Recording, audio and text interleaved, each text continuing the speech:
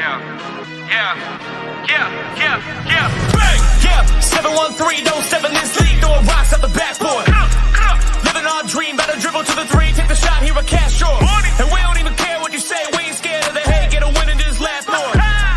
Stand in the paint, better clear out the way, hit the court with the black force energy. Every single week on a killing spree, you kidding me? You talk about winning with the epitome, you better be talking with peace and we locking the key on them. Know that it's rocking with Ryan and Donte, the drip guy, we beyond the gossip, the topics we talk on a pop and we conquering the obstacles that we cross as a team. Shot from the seats, we the Rockets like Elon. It's the H-Town rundown. Let's get started right now. That's fire. So, season is over. What do they say? 1, 2, 3, Cancun. Guys, this is the H-Town Rundown, Houston Rockets basketball podcast here, and we're going to bring some energy to it today. There's a lot to talk about, a billion things to talk about today. And as you see, we got Rockets Run Robin Boy here at AP. We got AD, the owner. We got Jules from the NFL side. We got Donte here. Let's go around the room and introduce yourself. Start with AD, man. It's good to have you on. This is the man, the myth, the legend himself. What's good, AD? The crap starter. Oh yeah. Hashtag piss people off person. This is the one and only AD. Speaking in third persons is crazy. But yeah, here H-Town Rundown, proprietor. But yeah, I'm here to talk about these Rockets and talk about everything Houston sports. But yeah, definitely check us out as we're double dipping today. Got the Rockets right now and the NFL side on the back end. Oh, yeah. Speaking of back end, we got Jules bringing up the rear here. Yeah. What's going on, Jules? I've only been on podcast with Jules one time, and that was for the Texans draft last year. That's the only time. Man, it's been a while. It's been a minute. So what's good, Jules? Oh, not much. I was coming here so I can make sure we trade Jalen Green by the end of summer. You know what I'm saying? That's my whole reason I'm here. I'm gonna talk mad noise about Mr. 8 points a game for NBA series. That's all I'm gonna say. It's gonna be a tough conversation today, to say the least. But it's good to have you, man. Appreciate you jumping on for today. No problem, sir. No problem, guys. And we got some positivity down here. We got AP from the Rockets Round Robin. He's bringing up as well. What's good, AP? What's going on? First of all, the Rockets lost and Jalen averaged 8 because it's Ryan's fault. So make sure everybody y'all hashtag it's all Ryan's fault. But other than that, you can follow your boy AP at X, Twitter, Rocket King AP23, and then make sure you follow me and my boy TJ on Clutch City Connect on both Facebook and Instagram, and the Robin guys on Facebook and Instagram as well. All right, man. Thanks for joining us today. And we got the OG dog himself. Donte and I have been rocking it out since Smiley. So Donte gonna bring some smiles to us today. Donte, what's good, man? Yo, man, I'm good, bro. I'm good. Like I say, the moment I knew we were losing the game when Buddy Hield hits the half court shot, I'm like, yeah, it's gonna be a terror. It's gonna be a Buddy Hield is gonna have a night. And when Draymond Green hits his first 2 shots, I say, oh yeah, it's over with. We ain't winning this game tonight. So yeah, I'm good though. I'm all ready for it. Absolutely, man. Did you say Smiley? No. I said Donte been with us since Smiley. That's AK favorite coach right there, Steven Silas. That's AK favorite coach right there. AK ain't here to talk shit, so Donte gonna be bringing that up the whole time too. And Ryan's not here. I don't know where Big Head at, but it's all right, man. He said he got some school to do, but it's cool. Hopefully he's learning. Needed to get schooled. Hopefully he's learning to shoot because we need some shooters. If I never see one after that series, we just air it out today. You get one if you got rid of Jalen Green, but we'll talk about it. We'll talk about it. Honestly, already started. Let Preston have the show, man. Let set it up for everybody. You know what I'm saying? There is a lot to talk about, and yes, unfortunately, my boy, we gonna have some conversations today, and I can be honest. It was a poor series. Something I will say before we start getting into it, if a coach says the game plan is to take X player out the game, right? Why are we not coming up with counters for that? But that's an issue for a later date. Right now, and AD got the name trade #TradeGG, man. That's absolutely insane up in his top there. I mean, can we call him by his government name, James Harden Jr.? That's tough, man. They both had stinkers too in the game 7s. That's crazy. That is crazy. But I mean, at least James had a few games. Jalen just had one in a 7-game No, series. I mean, James Harden still had 13 assists and only 2 turnovers. But anyway, it is what it is. It is what it is. It's gonna be a long Golden night, State. Preston. It's gonna be a long night. Golden State, Game 7. Donte, man. What was the score? down. What was the score of that game? Oh boy, I just It's remember 103 to 89. There you go. Donte, break this game in for us, man. Why did we lose this game? Well, we lost the game because certain players that we didn't expect, guarantee we didn't expect for the Warriors to step up, that really did a goddamn thing all series, but they picked the right time to do it. Was in Game 7. Like Draymond Green, we didn't expect this man to have no 16 points. He comes out, he hits his first 2 shots. He had about like 8 points all in the first half. He didn't have that all series. Buddy Hield probably had one good game against us. That was Game 4. Actually, that was his best game before that for Game 7. And then the moment, like I said, I knew it was over with and I knew he was hot when he hit the half court shot at the end of the first quarter. I knew he was going to be hot for the rest of the game. And Draymond Green, just having 16 points, just mind-boggling us. It was a play that I just said. It's just we really not gonna win. It's when he immediately dribbles the ball down the court, he runs right past Tari Eason and makes a layup, and I'm like, Jesus Christ! I'm just like, Jesus Christ. But other than that, man, like I say, we lost because we went 6 of 18 from the 3-point line. We couldn't shoot something we didn't do all year. We just couldn't make shots. We made free throws. We shot better at the free throw line, but hey. At the end of the day, Jalen Green, every time he scores single digits, we lose a ball. We just lose a ball game for some reason. Like I say, the positive pop we had in this game, was Amen Thompson. Amen Thompson was great in this game, man. He was like, he tried his best to keep us in this game out. He was okay, but Amen Thompson was just great, man. He was just great. Blocking shots, going to the rim, he kept the energy going, and that was probably my positive in this game. But other than that, I thought the defense was really good. But again, you scoring 89 points in a Game 7, just that's the problem. The offense was mainly the problem. Of this game, and missing 3-point shots, and turning the ball over, which is we had 11 turnovers, but they were big time turnovers though. But other than that, we just didn't come out with no energy. We just came out with no flow on the offensive side of the ball. And the players that we didn't expect to step up for the Warriors, they stepped up. And then Steph Curry had that 18-point fourth quarter. So at the end, we got down by 6. Then Steph Curry goes behind his back, Shea Tyrese, and then he just makes a 3-pointer right there. And then we lost the fourth quarter. That was the end of the game right there. The fact that we couldn't, the Warriors just BTA from the beginning to the end there. And usually, right, we've been able to win 2 quarters, 3 quarters per game, but the formula was winning out completely for them. Made us work for every single bucket. And again, let's just say it how it is. Your top scorer cannot go 3 of 8 from the field, and your other top scorer cannot go 9 of 23 from the field. Right? Your 1 and 2 options cannot combine for what is that? Quick math: 12 of 31. Mm-hmm. That is atrocious. In a Game 7, when you have to shine. Yep. Yeah. Now I will say, Amen. I'm looking right at you, Amen Thompson. You got a place in Houston for real. Now I'm not saying that one series determines a player, but I will say is I liked a lot of things that Game 7. A lot of things that you did in that Game 7 I liked. There were quite a few things I didn't like, though. But it was just small, big-headed mistakes because you was making shots. You decided to get a little fancy and take some shots that you should have not been taking. But you kind of were backing it up by making big-time shots down the stretch, right? So one more thing, Mr. Preston, before everybody else go. And we had to miss 1,000 shots at the rim. How many shots early late in the game? In the game, we missed at the rim. I mean, Sengun missing shots at the rim, missing easy shots at the rim, just like he did in Game 3. He missed easy shots that he normally make at the rim.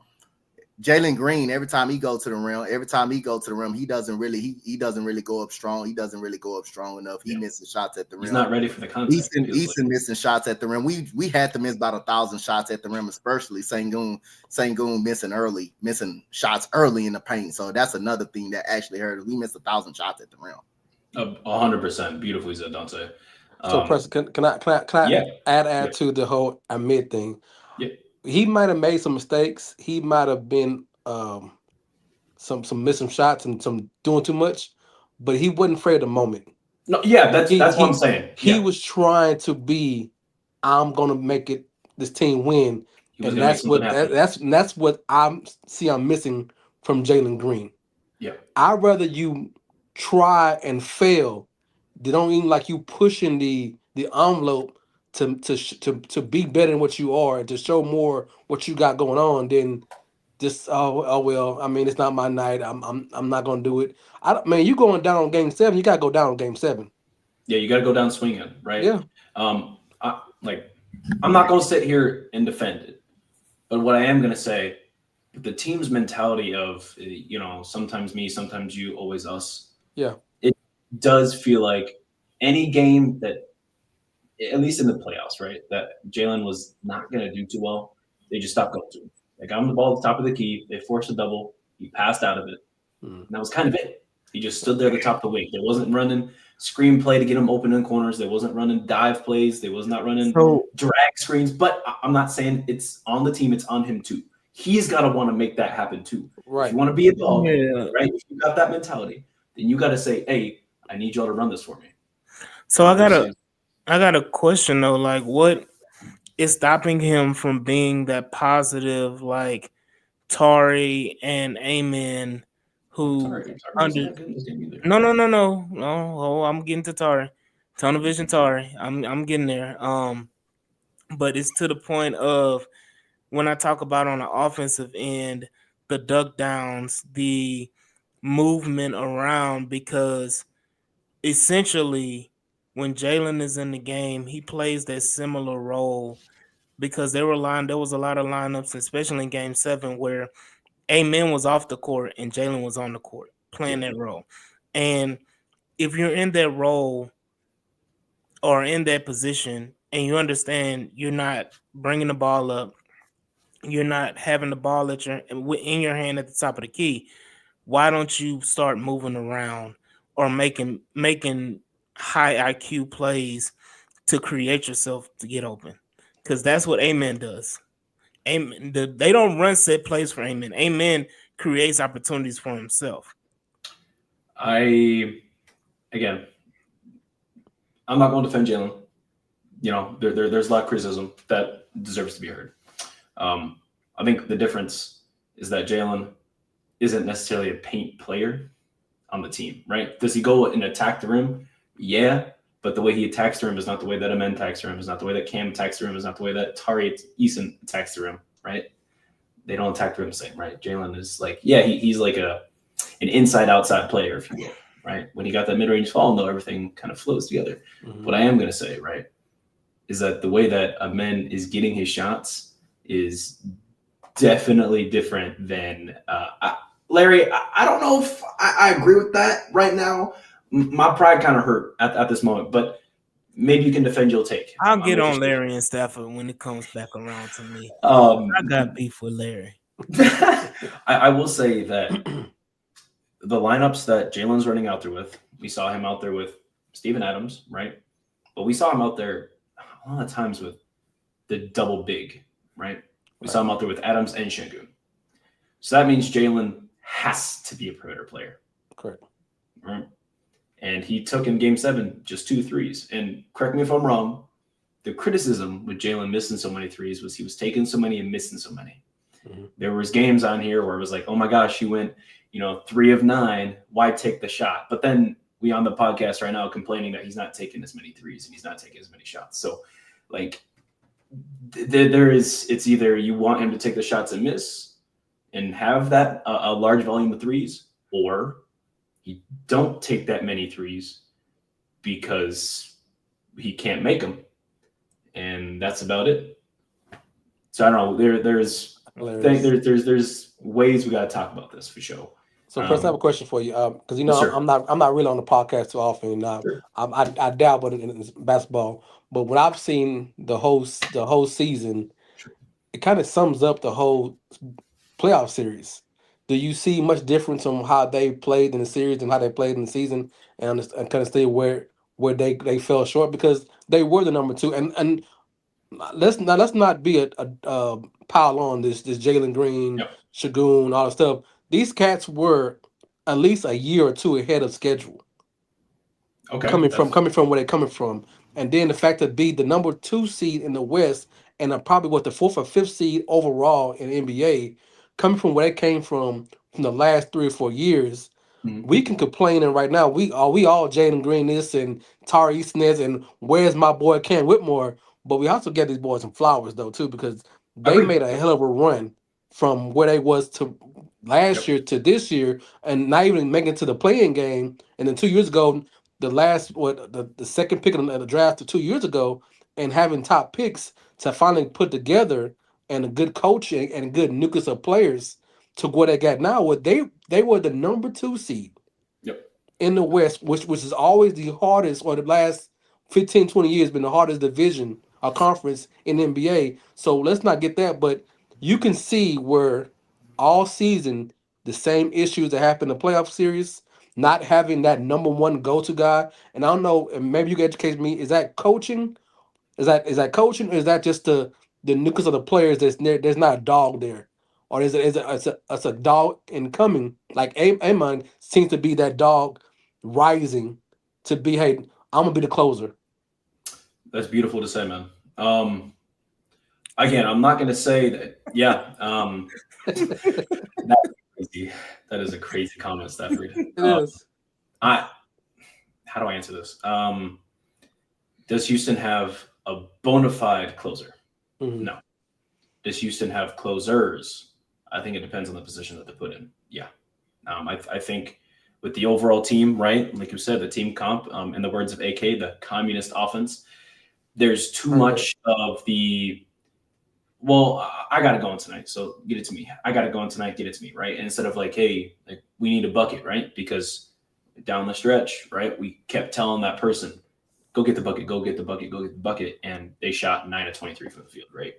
39%. So do you want Jalen to only take 8 shots and be upset he only took 8 shots? Or do you want him to take 23 shots and be mad that he missed 14 of them? Yeah, that's kind of my question back to you.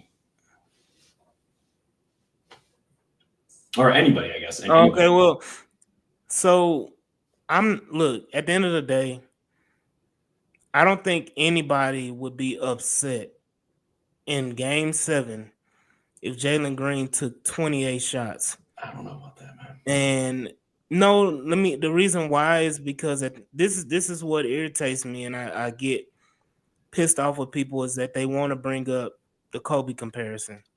And they want to say, well, look what Kobe did his first playoff series ever, and how he, was airballing threes and missing threes and everything like that.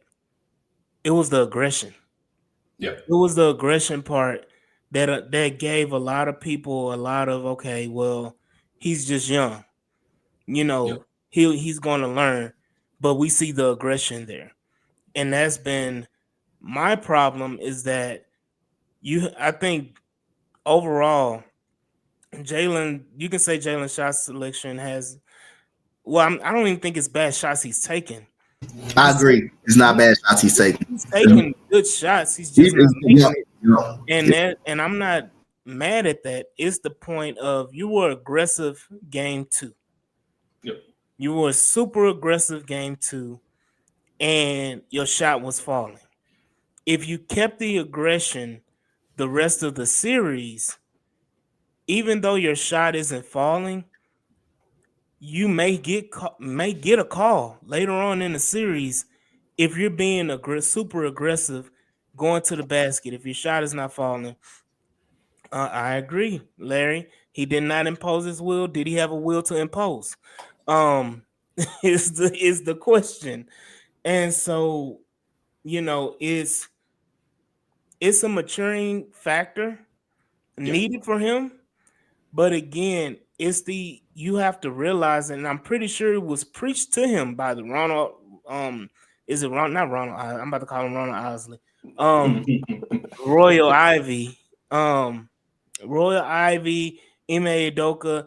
They've all had those comments to him, like be aggressive. Right. Like Fred had to be aggressive for him. But it's just the point of, again, the reason why I said if Jalen took 28 shots on game 7 and he hit 15 of them, okay. Or if he hit 13 of them and he shot under 50% or whatever from the field, okay, I'm okay with that. And the reason, again, the reason why I'm saying is that you went out guns a-blazing. You emptied the clip. Hold on, Eddie. I got to fit. First of all, I'm a Jalen Green hater since his rookie year, his second year. I'm never going to defend Jalen Green, but y'all want to compare Kobe and him going on fire. Look what the team that Kobe had his first playoff series. He had monsters. He was Yeah. allowed to miss shots because you know why? He had people that can cover him for him. If he gonna make bad shots, he had people make rebounds. He had Shaquille O'Neal in his prime. He had Rick Fox in his prime. He had Eddie Jones Eddie in his Jones primes. and Nick He Van had these guys that Yeah. can allow him to be aggressive, to grow into that monster that he came to because they erased his mistakes by being that good. So Jalen Green don't have nobody to erase his mistakes besides Şengün. But So You got Fred Van Fleet. Watch out. You got Fred. yeah, so, so I'm gonna give Jalen that people want to put up that series about Kobe did this, Kobe did in his freshman year. I Don't don't. forget that. Don't forget I that don't. I that don't. I Kobe don't. had monsters with him that Yeah. erased his bad mistakes and Right, allowed him but to that's grow into why situations. I hate the comparison is because Right. those are two totally different scenarios. And the reason why I've always hated it is that when people try to put any comparison, even if you're giving an analogy, give a more recent analogy. Don't go for the gusto. To me, that's just like the whole LeBron and Michael Jordan thing all over again. Kobe is 1, 2, or 3, not one, but he's 2 or 3 of all time as far as NBA player 6, around some circles 7. or whatever. He's top. No, he's not 7. I'm not gonna have this conversation. No. I'm not gonna fall for the trap. But it's just the point of when you put that pressure on Jalen Green, you're putting pressure on him, and he's never gonna be able to live up to. Jalen Green can be a great player, but what did he say? You can't compare Jalen to Kobe playoff experience. It's just the whole point. That's the whole point I'm trying to make. Why even bring up Kobe in the first place? Right. I know. They see his potential. They see his Right. his likeness and that he loves Kobe and all that. They just using one of the greatest players of all time to make excuses about he need time to grow. I mean, if you're gonna use Anthony Edwards, something like that, some of his body types, people like that, that's when you can say. But using Kobe, that's to me is wrong. And then the what they using the his playoff series against Portland, that's to me just it's bad basketball. I'm gonna say this again. It's a disservice to Jalen, and it's a disrespect to Kobe. I don't know about that, but yeah. I mean, what you should hear, Preston? Why would you say it's not? I will say that, like, yes, comparing it, like Kobe was also a rookie in his first playoff series. Correct. Right? Like that is also something completely different. Mhm. Obviously, his team comp is different, right? What I'm saying is, I don't think it's disrespectful to say that the comparison there between the two, but I am going to say that, yeah, like it is a disservice, right? You shouldn't be putting up a guy who is an all-timer, right? Even if you're looking back, because you look back at any player, Kobe was the one that got traded. Mm-hmm. Like from what was it, Charlotte? Charlotte for the Hornets when they were in Pelicans or whatever, right? Like no, it was the Hornets. It was the Hornets. Okay. So like absolutely incredible, right? Looking back at that now, you know, people say he's stupid, right? But why did that team trade that dude? What did they see? They said, oh, we can't have him. There was no trajectory, right? You didn't know, right? Yeah. But I will say, keeping it, I don't even know how to articulate it in a way that's a more current player, right? But what I have seen is players who have been who have shown flashes, or had like an okay season, where you're like, oh, okay, all right, this guy kind of nice, 20 plus a game. He could be a leading scorer, type thing. Literally everything that people are saying about Jalen, a lot of people were saying that, and again, two different players, right? Just similar trajectories in terms of wanting to get traded, being good enough to be traded, but not good enough to be on their team, right? Because that's what people are saying with Jalen is, oh, he's good, trade him while he's got high value, right? That's what they're saying. But if he was so bad, then he wouldn't be able to be moved. But you hear my point is, like, I mean, T-Mac was a guy who was up and coming. He was good. And then he went over, and what did he do with the Magic? Immediately went over there. Hang on. James Harden, right? Again, not that they're the same. Not that it's a one-to-one comparison, but James Harden, 6 man of the year, right? He was playing starter minutes. OKC had to trade him. They traded him, and guess what happened? Everything else, 36 points per game guy, right? But Jalen's a completely different player. But they traded him. They traded him because he wanted to start. Different reasons. Right. Different reasons. Okay. But they still traded him, right? At the end of the day. Yeah. Different reasons, though. Playoff reasons, team reasons. What I will say is it's the first playoff series for a lot of these guys. And we saw the jitters like throughout the entire series for every single player.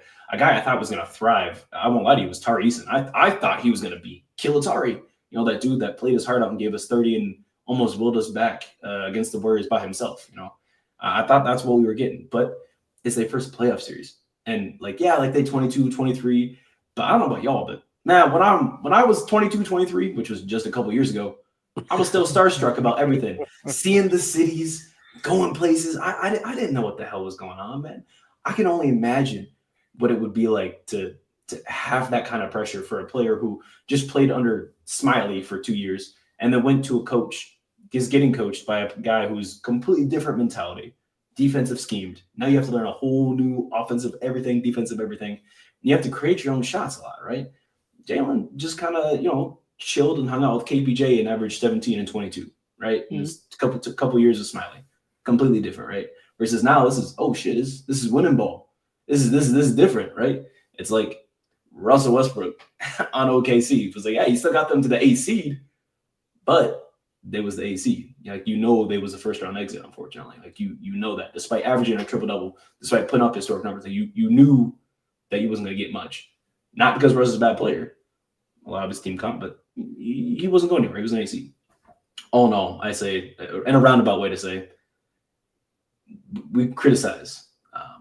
It's okay to sit here and say, like, Jalen this, Jalen that. Yeah.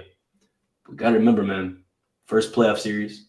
Some of it's not an excuse. Like you said, some of it's an aggression thing. Some of it is he just needs to have it. But if your coach is not putting you in the position to want to have it, what's your point? Because he can say one thing. He can go ahead and say one thing. Yeah, he's saying this, he's saying that. But then it's not translating to the court. Then obviously there's a disconnect somewhere, whether that be the player itself, what he's being told, or a combination of both. And I'm not blaming Ime. I'm not putting the blame on Ime. But you can't just say, Jalen, hey, go run that, because that's not how Jalen operates. You got to do something a little bit different. Uh-oh. Sorry, I saw the news. Half their starting lineup is out tonight. Who? Evan Mobley, Darius Garland. And DeAndre Hunter won't play tonight for the Pacers. I mean, against the Pacers for the Cavs. Oh, wow. That's tough. So, they hold on. Everyone's emotional about the series went down, overanalyzing the end of it. I would trade Sengun, Tari Van Vliet. So, again, Larry and Stafford is a serial hater of Alperen Sengun because Alperen Sengun is not Hakeem Olajuwon. Because Alperen Sengun is a foreigner and he's not Hakeem Olajuwon. Larry hates Alperen Sengun with every being in his body, and he would trade Alperen Sengun for Giannis all day, every day. I like Sengun. Yeah, I again, Sengun is Sengun younger than Jalen? No, he's 22. Sengun 22. Yeah, so he's younger than Jalen. Yeah, he's 22. Sengun is younger than Jalen. It's like 6 months difference. It's not Right, whatever, but I'm just saying, like, 'cause comparable, yeah, but I think that we were talking about the age difference because a lot of people were criticizing Cam Whitmore's attitude, and I was like, y'all do realize he's like literally the youngest person on the whole team. Like he's a baby compared to everybody else. He's younger than Except Amen. Jabari. He's younger, huh? Except Jabari's the youngest. I thought Cam. I thought you said Cam. I just spaced Yeah, I out. did. Yeah. But no. But that's the whole thing with Larry. Larry just doesn't like Şengün's game because Şengün is not Shaq or Hakeem or dunk in your face every time. That's a lot of people don't like Şengün because of that, but that's not his game. Jokic, I mean, I know they can hate the comparisons of Jokic, but they always call him Baby Jokic. That's Jokic's game. Jokic is not a guy that's gonna sit down, back you down, and dunk in your face, and all of that. Hold on. That's crazy. Oh my bad. I was trying to pull it up. That's crazy. No, I said people like to call him Baby Jokic, but again, he is not Jokic. Again, I don't like the comparison of that either. But it's just the point of Jokic's game is not that either. His game is not back you down, dunk in your face. He's a finesse player. Şengün is a finesse player. Jokic got. Yeah, sure. Continue. Şengün, Jokic is he's long in the tooth in his game right now compared to a lot of players. Jokic is right at 13 years in the league, close to? Something like that. He's double digits. I know he's double digits. I think he's only 31, so I think it's his 12th year. 11th or 12th year. I was close enough. But it's just the point of like he's been in this league a long, long time, and he had his lumps as well. But at the end of the day, Jokic is a finesse player. You can say he can score the ball, he can draw fouls, he can do everything, he can hit the three, he can do a lot of different things. But at the end of the day, he's a finesse player. And wholeheartedly, he's a finesse player. Şengün is a finesse player. And I'm gonna answer this question. Yes, you can. You think we can? I think we can. I think you can. Yeah, I think you can win. With him as your best player, yeah, I think you can. As a best player? I don't know about best player. Yeah, him as a player on your team, absolutely. I think he's the second best player. Yes, I think you actually could do that. Not if you're missing 4-foot shots and layups and free throws. That comes with growth again. Yes, I'm gonna say that, and the point I want to make again, he can get better at free throws. He can get better at free throws. Shaq never did. Boy, Preston, you did it by 2 seconds. Preston. You did it by 2 seconds. The White Howard never got better. Here we go. Yeah. And this is a coach. See, that's the point that I'm. So what's Hakeem? What is Hakeem Olajuwon? So finesse player. Hakeem who's to beat people up, but was finesse. So I think Larry would have been happy if Şengün would have swung on Draymond, and I think he would. I think we all would have. Yeah. I think we all would have been excited if Şengün would have. Too. I think I'm not advocating for violence though. So again, say, can you win a ship? Yes, you can win a championship with Şengün. You can. Yes. Yeah, I think you can, bro. I don't even think that's a question. Larry, I pose this question: can you win a championship with Jalen Green as currently constructed? With Jalen playing like he played this series and him showing you all season the inconsistency. You can say the same thing about Şengün right now, though. Yeah. Right now, we're not winning no chips with either one of them. But you could have a better right now, this second. Hang on, this second. With our team exactly how it is, even if Jalen's averaging 18 a game, we're not winning a championship right now. But either one of those two. But after the series, who are you more comfortable? Who's shown you? That's what I'm saying. LP. Who showed you more? Şengün showed you more, and he had a tougher matchup. Ooh, like I said, they completely guarded Jalen differently than they guarded Şengün. They were putting pods on Şengün, bro. What? In the post, Şengün got 9 inches. That he got that much difference on him than pods, and Şengün couldn't score. You're sitting here talking about something like, oh, you're the tougher. What? I Did get you it. watch the game? I get it. I just like. I think So Şengün has more upside, and Like, one- sure, yeah, sure. showed more. Sure. He One just thing- he showed more effort too than Yeah, to me. yes. one thing I will Yeah, say, I got it, Preston. I got you.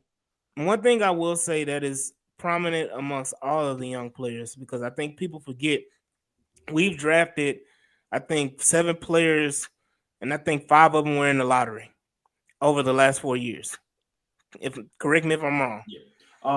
You said over how many years? Since Over the 4 league? years. Yeah, you can for 4 years. put Cam in that lottery. He should be a lottery pick. But I'm just saying, I think Cam and Tar was a lottery pick, right? Nope. He was No, So I think Cam and Tar were the only 2 that were lottery picks. Everyone else was a lottery pick. Was Şengün, was he 16? So he's just Şengün was 16. You had 16, Jalen, Amen, and Reed. and Jabari. And Jabari. Oh, and Jabari, excuse me. So But I'm like, at the end of the day, Press, he supposed to punish a smaller dude if they're gonna do that, bro. You can't. So, but But the point I was so trying to make about those young players is that each one of those young players has an aggression issue. And the Jabari reason does why, not have an aggression issue. Jabari does not have an aggression. He Hold just on. did not get Jabari just didn't get the minutes. hold on. Let me say your piece. Say your piece. So my point is that what was the talk coming into this year about Jabari Smith? Is that we needed him to be more aggressive, correct? Sure, yeah. So when I'm talking about over, and this is the last 2 years with Ime. So I'm talking about this 2-year block of Ime. There has been an aggression issue at some point over the last 2 years with Jabari, with Jalen, with Şengün, with Amen. Every one of those players has had an issue, and that's something that Ime has to overcome as a coach. So it's just the point of you have to know how to manage it. And I think that's a lot of Ime problem too. Is that how do you manage I got to get the aggressiveness out of all of these young players, and which without taking away from another player.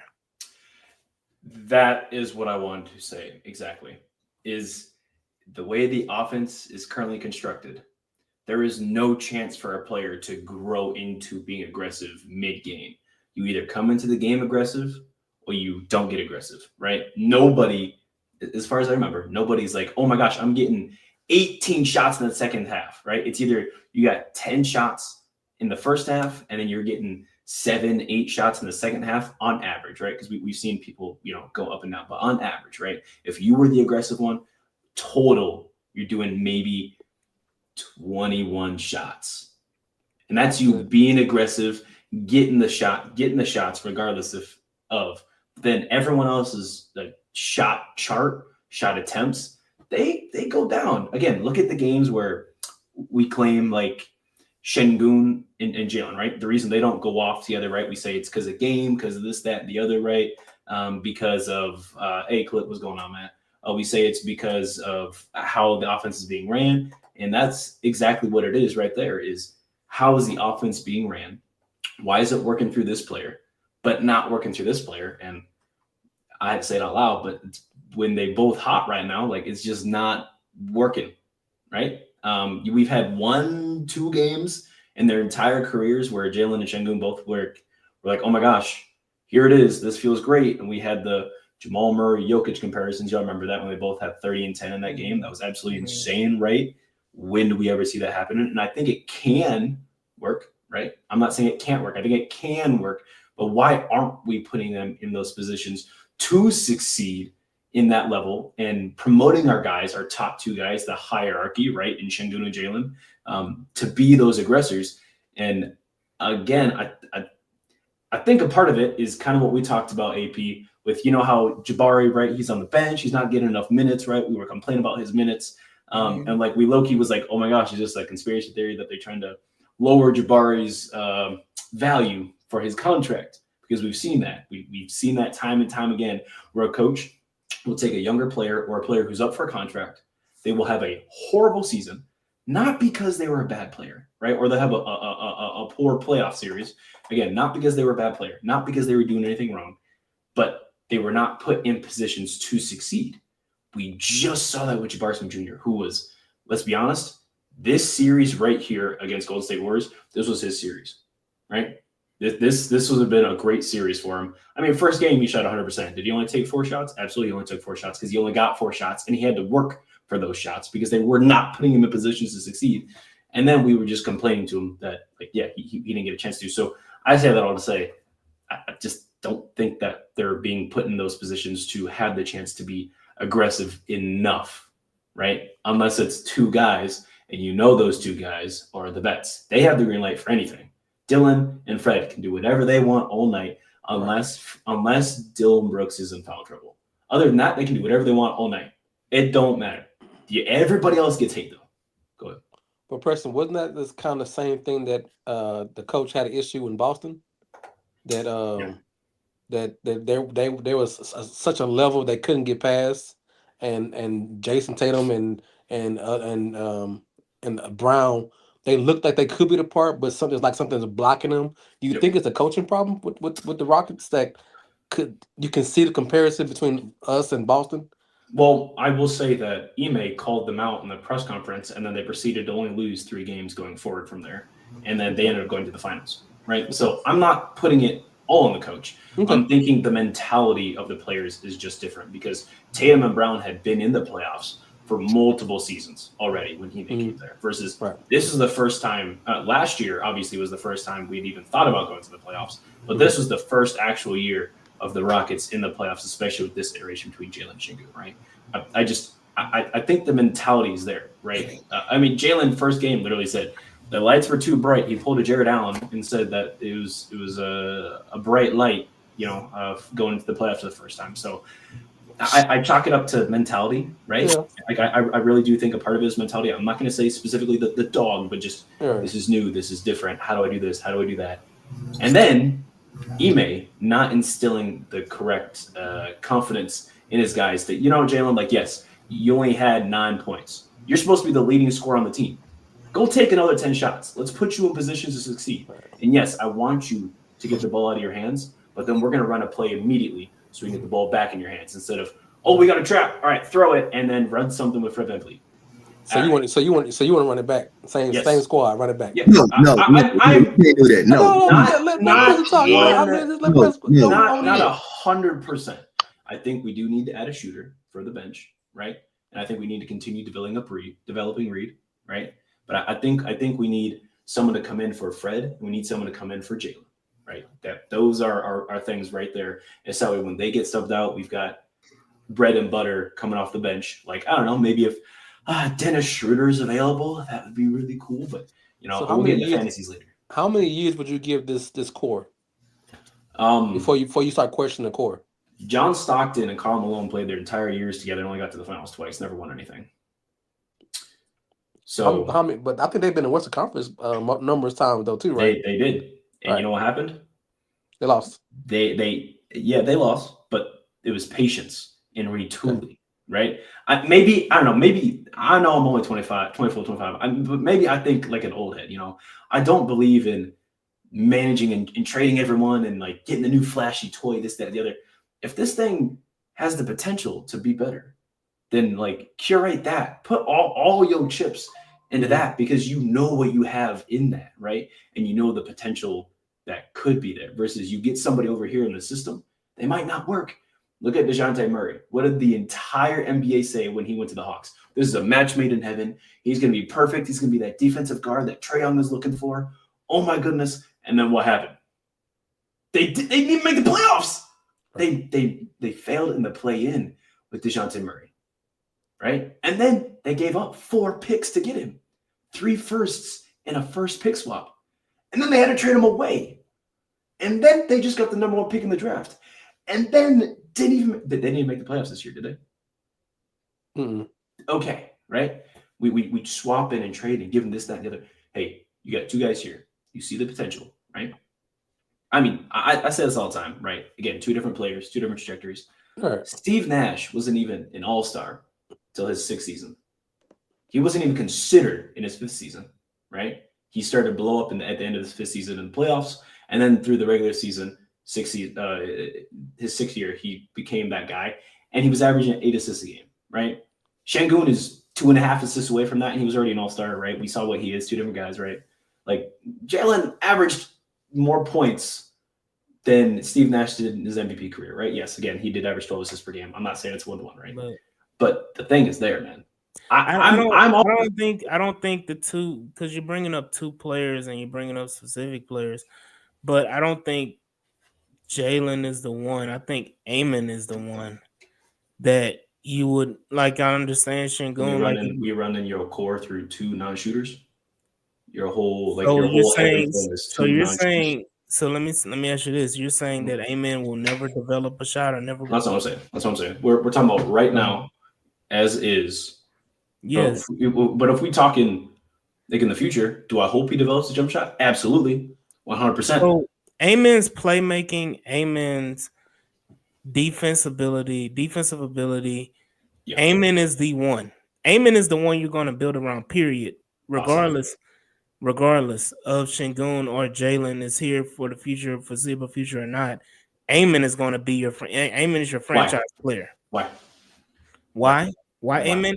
Because Amon has so much untapped potential that it outshines Şengün and Jalen by light. I think you talking like a fan here, not like real. Show me how he does, because this potential is what you think. And I haven't seen, like, defensively, I see a deep boy, right? I see that nice shiny trophy he's polishing, right? I do see that.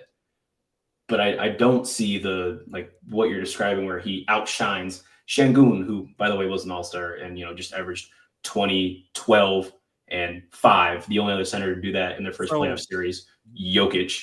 This was Amon's first full season, correct? Yep. He's a second-year player, yep. So his first full season, last year, he split time between G League and main roster towards the end of the year. And he was injured. No, he never been in the G League. He was just injured. Well, he played in the G League for 2 or 3 games to rehab. He was supposed to play in the G League, but he got hurt. Yeah. He was like, after the Charlotte game, I think he was hurt last year. Yep. So my question for AD and Preston, because y'all both on both sides of the ball, is out of who has better chance to develop against their weakness? So you said Amon needs a shot, and we saying Jalen Green needs to be more aggressive. Which one's more coachable to get out of him? Because aggression is not something you can really coach into somebody. You have to be kind of born into it. It's a mentality. You bring it out of them. You gotta have it, bro. You just gotta have it, though. You should bring it out of them. So I have known many players on football, baseball, basketball, all sports. If you ain't really born with that aggression, and that dog that dog mentality at them, it's not something you can coach into a player or coach out of it. I need you to be. Most of it is who you are. It's when you on the court, you're the most dominant player, and you're going to show it no matter what. Is that something that he hasn't shown? It's easier than Amon getting a better working a shot and being more offensive minded? Because that's the question that to ask. If you comparing those 2 players to who's your number one going forward, which trait, which weakness is easily coached up or coached out? Yeah, so go ahead, Preston. I think that, saying it out loud, you're looking at it men developing a jump shot is more likely to be reached than to coach something that we're saying doesn't exist. But I don't think it's the fact that it doesn't exist, right? Okay. I truly believe that Jalen's got it in him. It's there. Because we've seen it in flashes, like we're saying with immense potential, where he's hitting shots, right? Okay. Where he's doing the things, the playmaking, the defense, right? Where he's showing these elite level flashes, right? Because all year long was elite on defense. We saw that, right? But it was his offensive flashes that we looked at that this is the makings of that A1 player. The level would be to do both, right? Jalen, conversely, when he is aggressive, he's your A1 guy. There was not a question about it. His only issue is, can he be consistent? Right. Not, hey, can you work on this? Can you do this skill? Can you be consistent? That's That's what we're asking here for, right? Yeah. And I think that just stems from how is the offense ran. Because when it was getting ran through him 100%, right? Or not 100%, excuse me, when he was the main initiator during the regular season, when he had that chance, when Fred VanVleet was gone, Jalen averaged 6 assists a game when Fred was gone, right? Mm-hmm. That's something to look at, right? That is, by the way, during that stretch, right? Those 6 assists per game. That's more than Şengün averaged, more than a men average, right? Mm-hmm. And we don't even look at Jalen as a playmaker. Right. You look at him as a guy who can't hit the pocket pass, who isn't making the right reads, but here he is making those things possible. But his role in Ime's offense isn't that. It's, all right, do you got it tonight? Nope. Okay. Dylan Brooks, do you got it tonight? Nope. Fred VanVleet, you got it tonight? Nope. And not necessarily in that order, right? Because we know that's not how the order is. The order changes from game to game to game. We all know that. But like a guy who needs to be consistent needs consistency in his offense as well. So this is the thing. The mentality of it and being aggressive. Like, I'm gonna say this. Jalen is a front runner. In the sense of when I say front runner, Jalen has to have everything going for him. His shot has to fall. He has to see it fall for him to be aggressive, as you would say. I don't agree with that. Show me a game. Show me a game where Jalen's shot was not falling, and then he turned it around later in the game and became like super aggressive, super. I'm gonna get this shot regardless if it's falling or not. I'm gonna take this. Like it's always at the very beginning of the game. If Jalen is hitting his shot, he's going to have a great game. If Jalen misses 2 or 3 shots or he's missing layups early in the game, you might as well count him out. That's my point when I say it's in you and you're not being a front runner, because again, if you have that alpha, that dog, that aggressiveness persona in you, I don't know where that's coming from. But if you have that dog, that aggressive persona in you, even if you're missing shots, even if it's not falling, I promise you, you're going to make an effort to make something happen. You're going to, look, we see it all the time. Players take control of the game in their own way. If Jalen's 3 is not falling, I know we talked about it again. If Jalen hits 3 or more threes, we're winning the game or whatever. I think the stat I had brought up before, like if his 3 is not falling, then make a way. Like if all you need to see is the ball going to hoop, then take a 2, take a midi. If midi is your game, if that's where you excel, I don't give a damn what you saying, MA.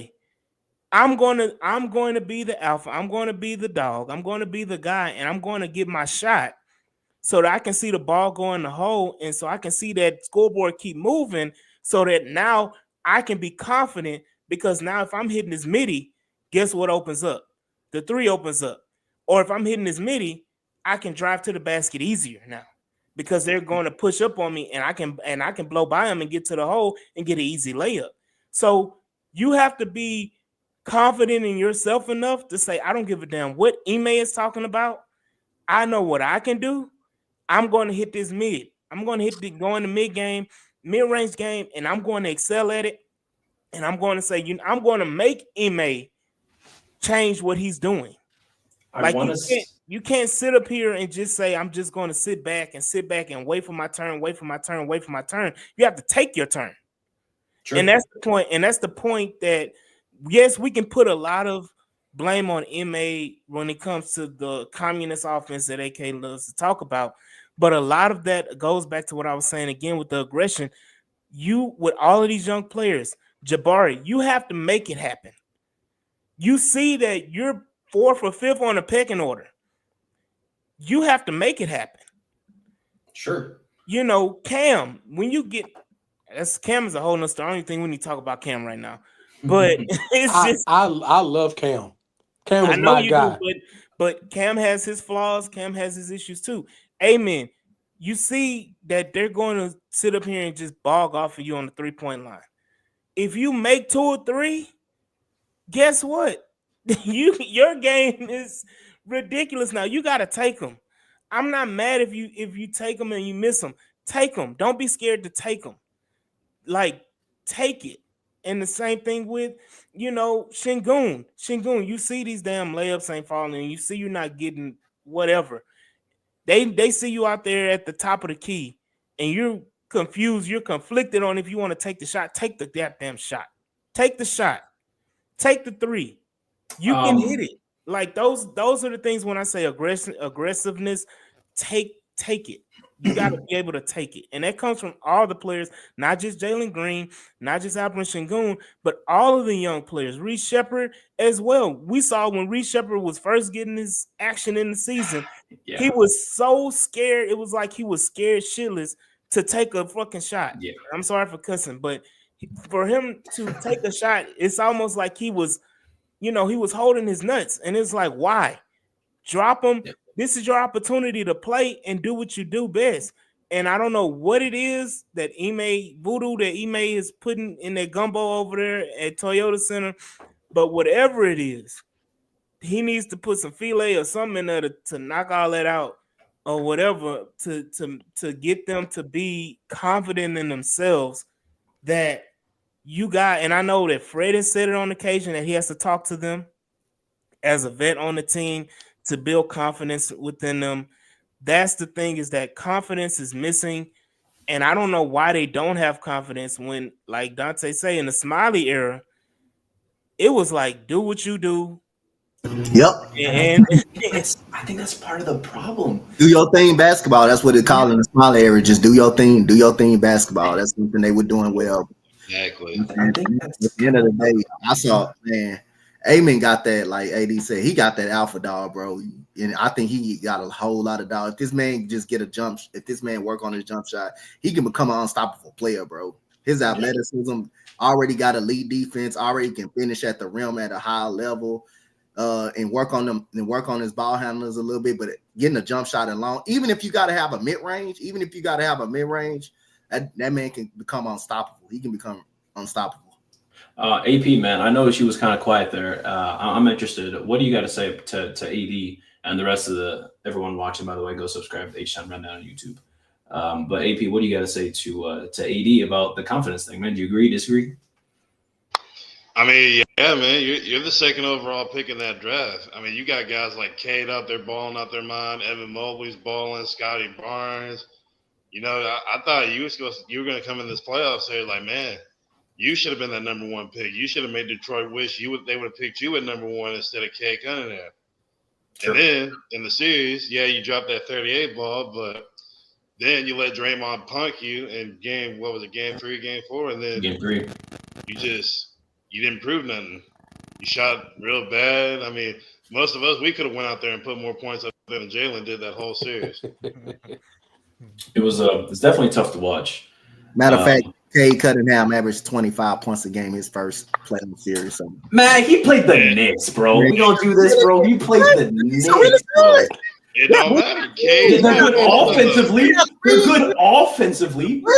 They got 3 great defensive players on the same team, bro. OG Anunoby, Mikal Bridges. Jalen Brunson is a hell of a defender as a small guard. They got some guys on that team, bro. That's not a slop. And it's a Tom Thibodeau coach team, bro. The whole team is about defense. That's a team that just beat Boston last night. Yeah, they beat Boston because Boston took 63 pointers. No, a win is a win. They still won. No, they won. They won because Boston took 63 pointers. What if that was their defensive plan? Was to let Boston take 63 pointers, the team that takes the most pointers in the league makes the most in the league on the highest percentage in the league. I mean, it worked. Come on, man. Come on. It worked. Hey, hold on. Since AP and y'all brought it up, if Cud Cunningham was on this team, where the Rockets have beaten that the Golden State series? Yep. Because he's more aggressive, right? He gonna get to at least 20 points a game, right? point Yeah, guard. Cancun say- should have won him in the second round. I And I like, say this, don't know. and I say this again. I've said it before, and I'll say it again. If Jalen Green just averages 15 outside of game 2, thank the you. Rockets sweep this series. Yes. You're talking about a total of 6 more points, and you're talking about a total of either 3 more twos, or him getting to the free throw line a little bit more. I don't even think Jalen averaged more than. I don't think outside of game 2. I don't think he took more than like 5 free throws in any game. I think he combined for 8 free throws in the whole, besides game 2. I think he combined for 8 free throws the rest of the 6 games. And that's his game. He's strong. He's strong, quick, and get to the rim, right? His calls, man. Come on. So I understand. Look, let me say this. I understand you're not getting the calls, but you have to make yourself undeniable. If you go, no. I'm about to rip my hair out. I'm gonna say this. I'm about to make my hairline look like 80s, bro. Hey, look. I gotta calm down. Let me drink some water. No, my hairline is fine compared to mine. So He's not here to defend himself. is right. I don't care. It's just the whole point of if you're aggressive and you're going to the hole and you keep going to the hole and you keep going to the hole. Again, I understand it. You may not get the calls in game 1, 2, 3, but when you get to game 5, 6, and 7, you're going to get those calls because it's going to be talked about. It's going to be discussed. I disagree, bro. I wholeheartedly disagree. And you want to know why I disagree? Because Alperen Şengün took 23 shots and only had 4 free throws. Nobody was getting calls, bro. It didn't game matter. 7, though. That was game 7. When it mattered, when it mattered the most, right? Because that's what we're saying. That's what we're really saying here, right? Is when it mattered the most. When our guys was trying to get in the post and do something, we was not getting free throws. Because the game before that, we just had 46 free throws.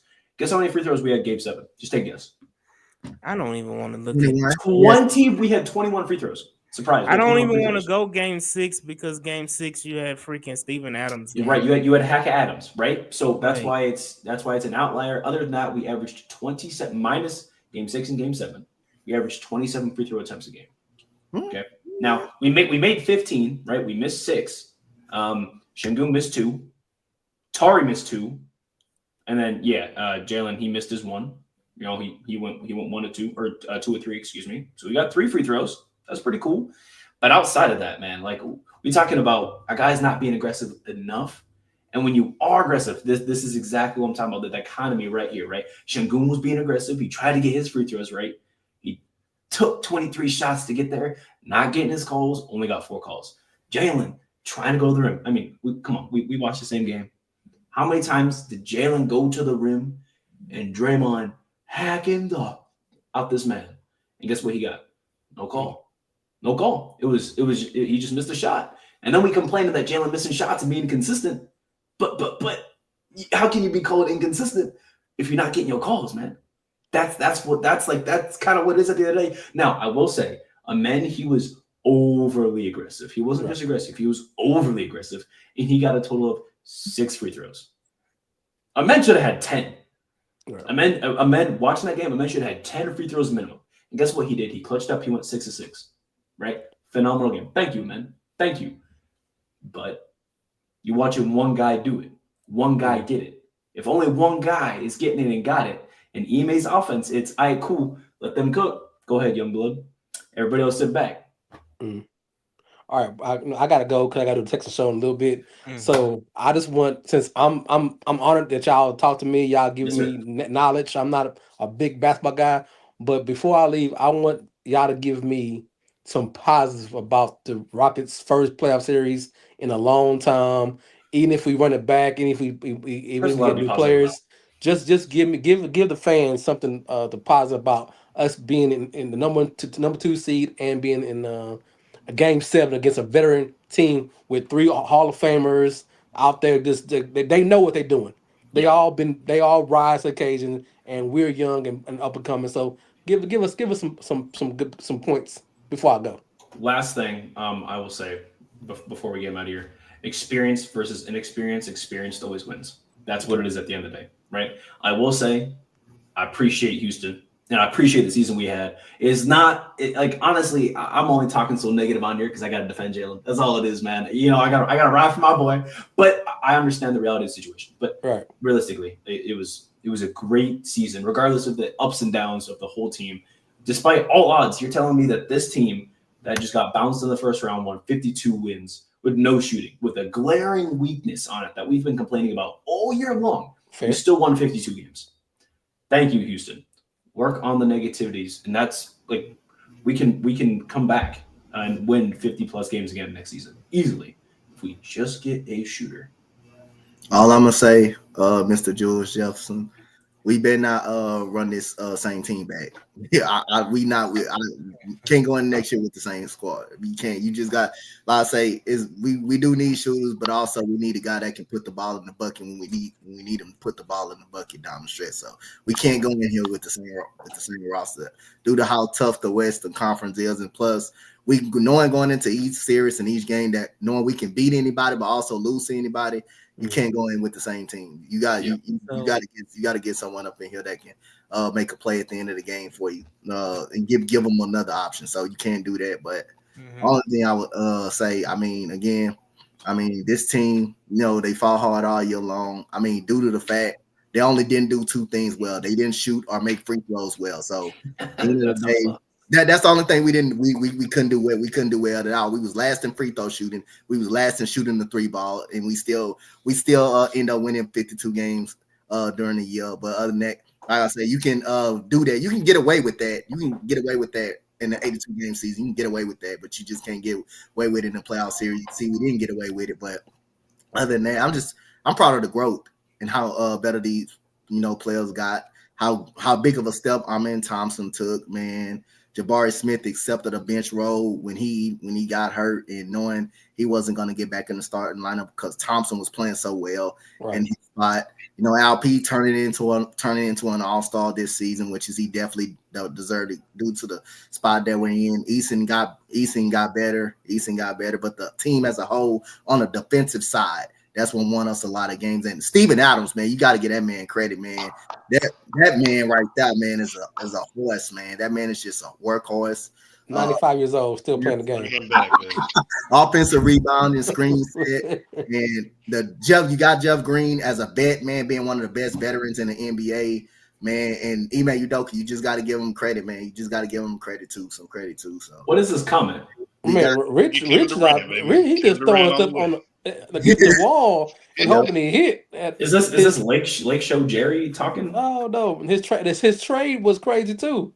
I just want to thank the fans too, man, from going out and supporting these guys too, man. Supporting this team. It's been a fun season all season, man. Watching our guys go out there and grow and just watching us just win ball games, man. Instead of being an AAU team the last 2 to 3 years, we looked like an AAU basketball team out there. But it's just fun, man, to watch the growth of these players. Roy and Ivy, and all of the other coaches, getting along with these players. UT came from UT, but other than that, it was just fun, and it's better to get this experience out because we're gonna be expecting a lot. We're gonna be expecting a lot for this team next season. Now that you're close, that just tells you you probably got to get one more guy, bro. You can't go in with the same roster. And go ahead, AP. AP, what you guys say? Yeah, something positive, man. Oh, I'm good. I'm just saying, possibly Kevin Durant might solve all of we retired Kevin Durant, bro. I don't want Kevin Durant, bro. I don't want that man. So let me Morant. I mean, if we gonna throw names out there, you know what I'm saying? I mean, don't get me wrong. I don't want no thug. But keep that thug off my team, man. Give me a thug, partner. You sounding real Karenish, Preston, right now. Yes, sir. I'm in Iowa. You know what I mean? I need my blonde wig. But no. Let me say this because I see a lot of people say running back with the same squad, just add a shooter. You add a shooter, who are you taking off the court with the same squad? Look at your rotation that you had in the playoffs. Who are you taking out of that rotation for a shooter? Brooks. Not out of the rotation though. Just like I'm talking, like just like we be shooting off mid. So like Fred VanVleet, he getting like So you hold on. So you taking the two guys who actually can shoot out of the rotation. Wait, hang on. Let me look at something real quick, because correct me if I'm wrong, but Dylan Brooks only had 8 points in Game 7. Oh, he did. He went 0-3 from 3. This was Dylan Brooks' best season as a shooter. Regular season, yes. Even in the postseason, he was, until Game 6 and 7, 1 through 5, he was your most consistent Rocket. Period. All right, hold on here. Now I got to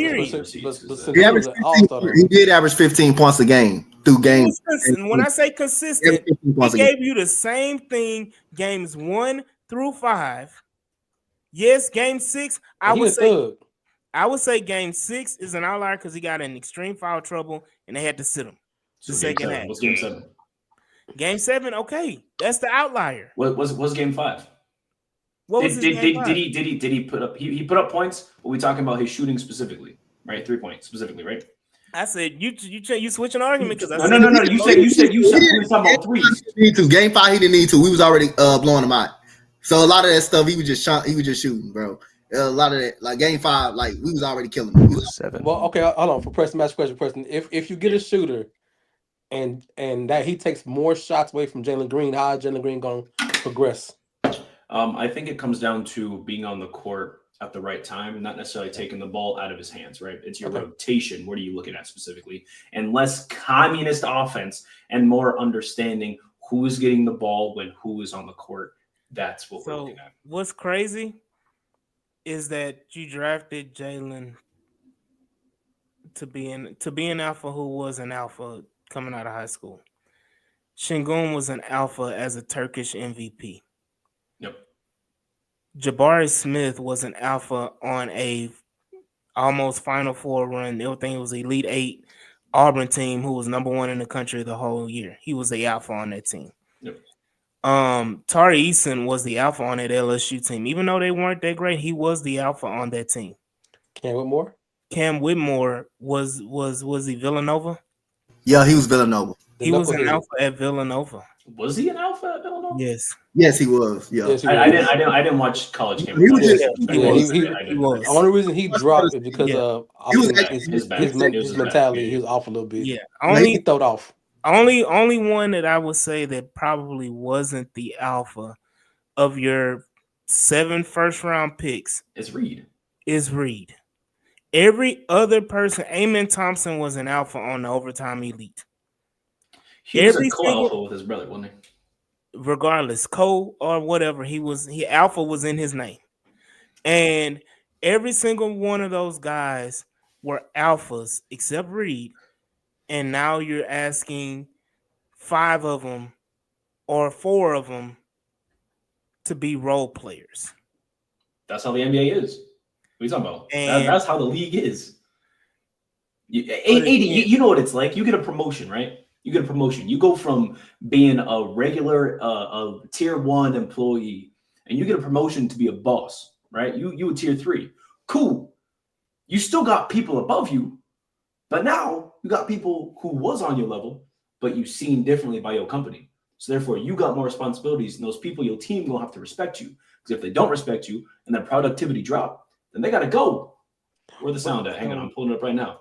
You gotta go. But you know what I mean? He gone. You ain't got to. But to 80's point, you still got. They're so young, they're not ready to take a role position yet. They think they should start over anybody else. They're still. Cam Whitmore thinks he's God sent to the NBA. You can't tell him no wise. So how do you make those young Thundercats who all think they should be starting and getting the bulk minutes be a unit for role players? Because one guy dominate. This is the NBA. One got to dominate. I go back to the example of you brought up Oklahoma City. Oklahoma City was kind of, and I'm not talking about now, I'm talking about before, where Oklahoma City was in that range of they drafted number 2, number 3, back to back, whatever. Yeah. And you had alphas. Well, Russ was an alpha on that UCLA team. And you had James, who was an alpha at Arizona State, and you had Kevin Durant, who was an alpha at Texas. all three of those guys came in and they worked well together, and they didn't take away from each other's alphaness. It's not even a word, but That is not a word. it's not a word, but they didn't take away from each other's alphaness. And because you have so many, it's almost like you're blessed that you had these high picks, but it's almost like a curse as well, because you can't. I look at Oklahoma City because a lot of people, Oklahoma City right now, they There we have go. Shea. Right, because They have but Shea. They traded. they had a lot of draft picks too. They had a lot of They- first round draft picks too, and but one guy how many- developed to be the guy. But how many? Hold on, how many? They didn't draft Shea. They did. No. No, he got drafted by LAC, and then they No, traded he him for was Paul on the George. Clippers. Or not He Paul was George. on that Uh, Paul Only- George trade. The Hold on, football hold on. guy don't know everything about basketball. I'm That's sorry. okay. That's okay. No, Hold you're on, good. hold You're on. good. Hold on. Yeah, So he was this- part of the hold on. Paul George trade for the Clippers. Yeah. So that goes back to my point is Okay. that Shea it was traded there. Okay. You have that, but outside of Chet, did they have number 1, number 2, number 3 consecutively? They had number two draft pick, but outside of Chet, who have they drafted at number 1, number 2, and number 3? Nobody. They had Chris Paul there. They made the playoffs. So you had a teacher, you had a veteran who was willing to give the ball up in crunch time, who was willing to You guide missing my his guys. point.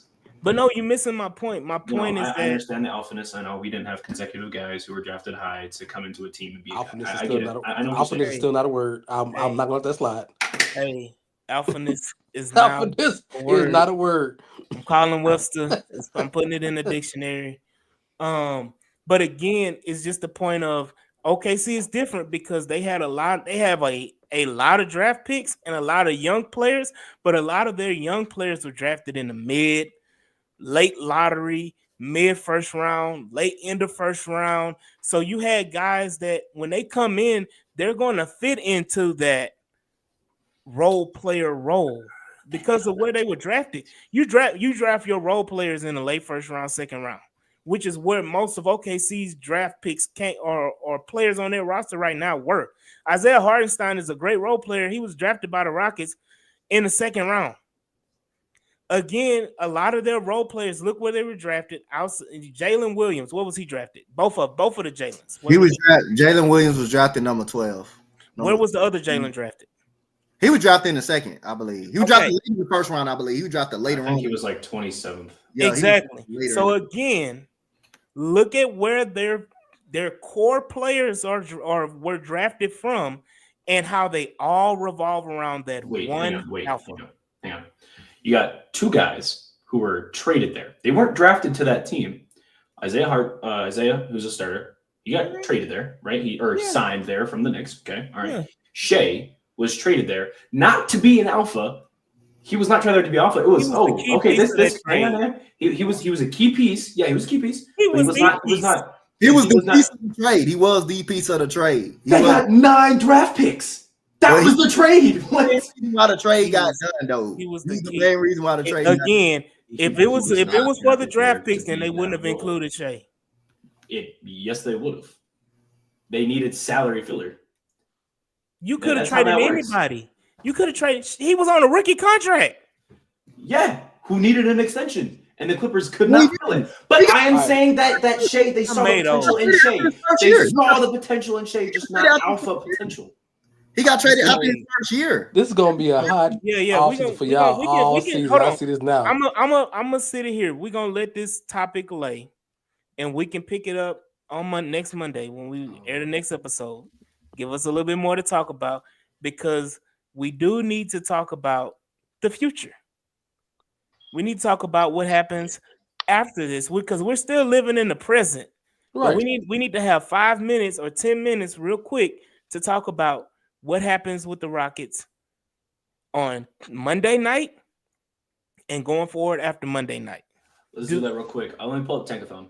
First round, give us the first pick.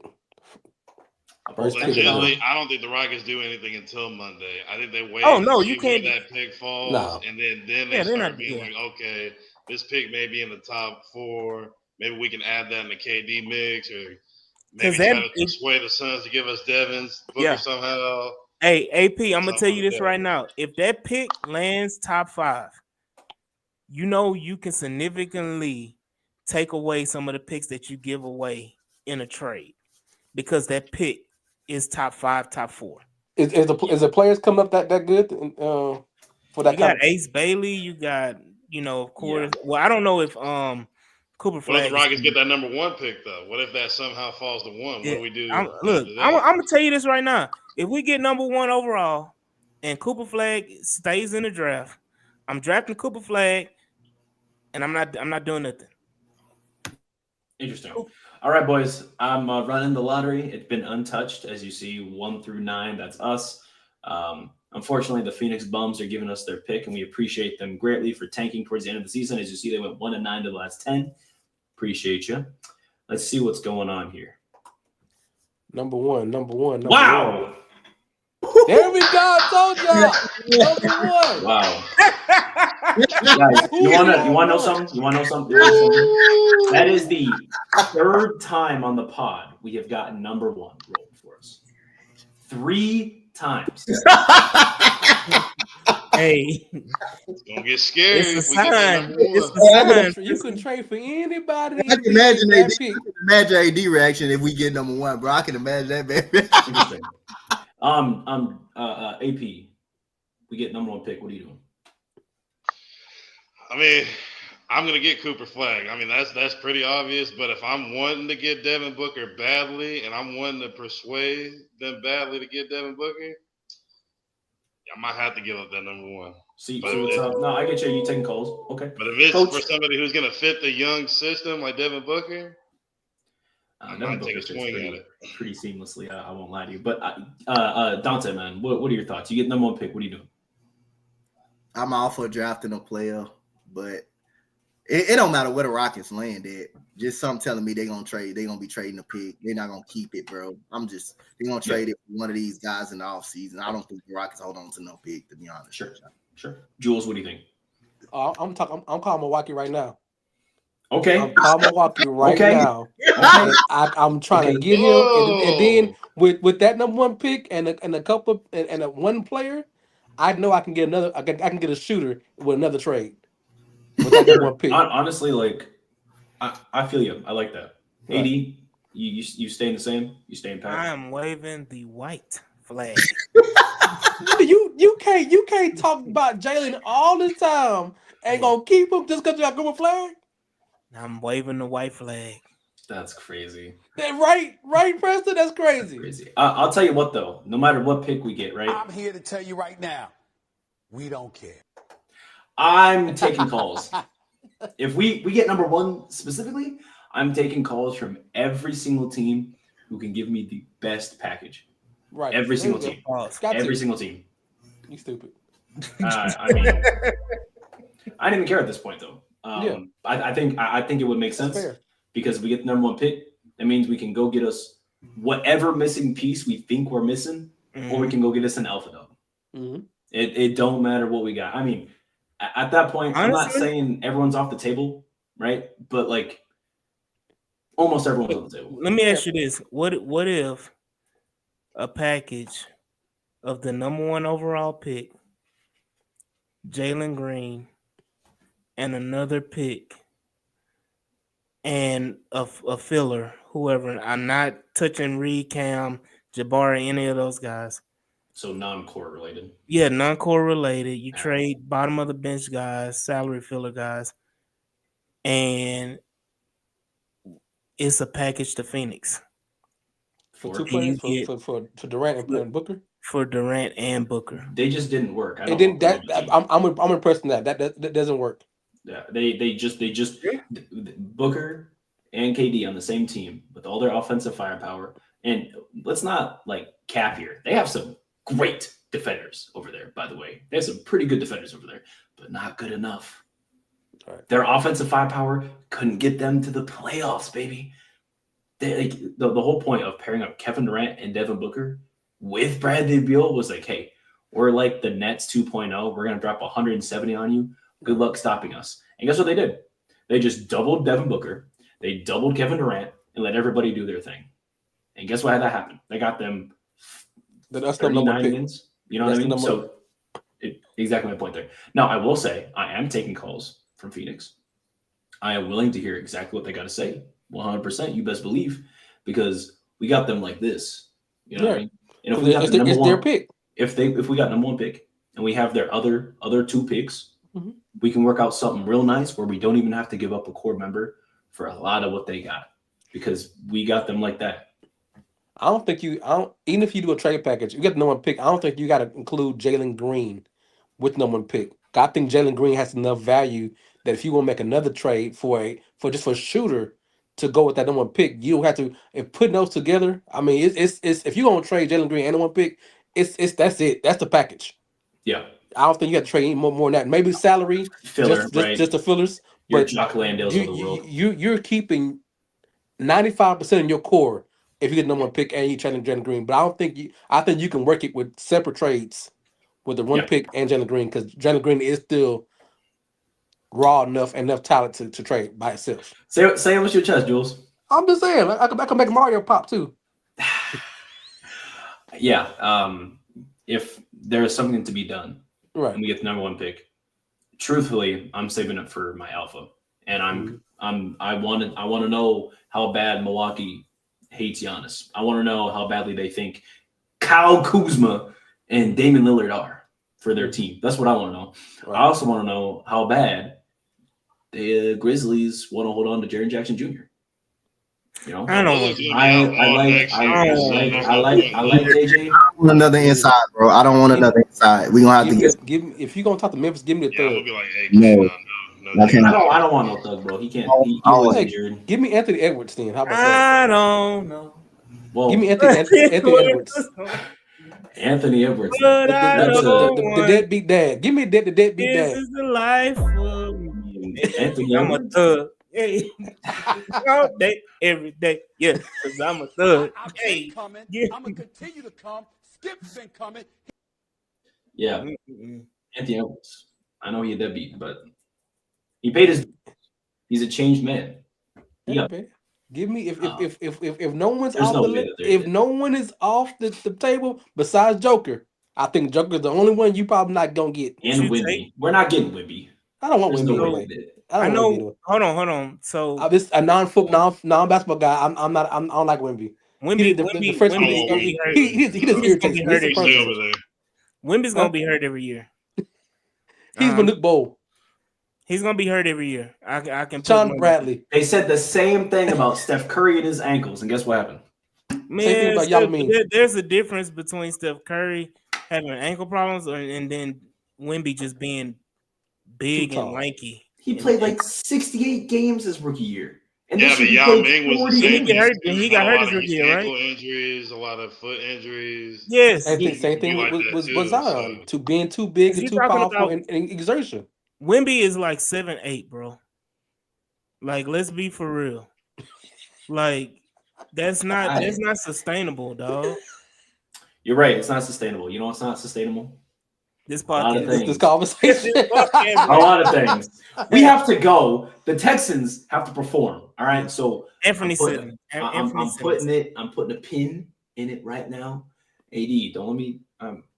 Yeah, we having a conversation later. But I'm excited.